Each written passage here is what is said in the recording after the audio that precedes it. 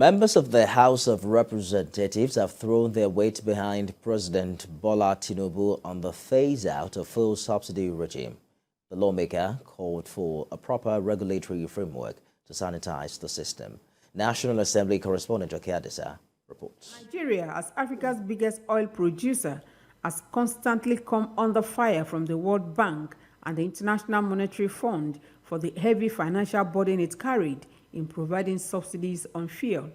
The organizations argued that the money spent on subsidies could be better spent on other essential services such as healthcare, infrastructure, and education. Indeed, attempts by previous administrations to take the bull by the horns have always been met with stiff opposition, particularly from organized labor. The Buhari government could also not muster enough will to tackle the Hydra-headed monster. But the 2023 Appropriation Act put paid to fuel subsidy as inherited by the Tinubu government. Nigeria's oil company, NNPC Limited, says although there was provision for subsidy in the budget up to June 30, there was no money to fund it.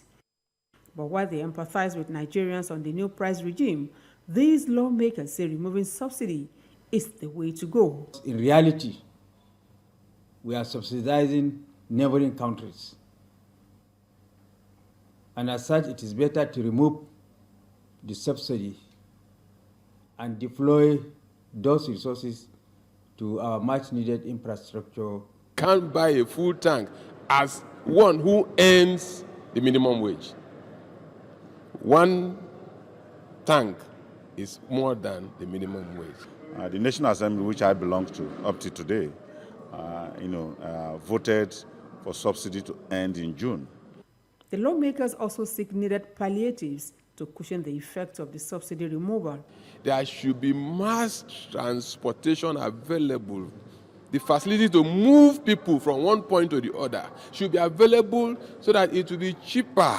People must go to work. People must go to school. If NLC is progressive in nature, they should be able to sit down with Mr. President, and help him, to streamline this direction. The reality is that it's a very few cabal that benefit from this whole subsidy issue.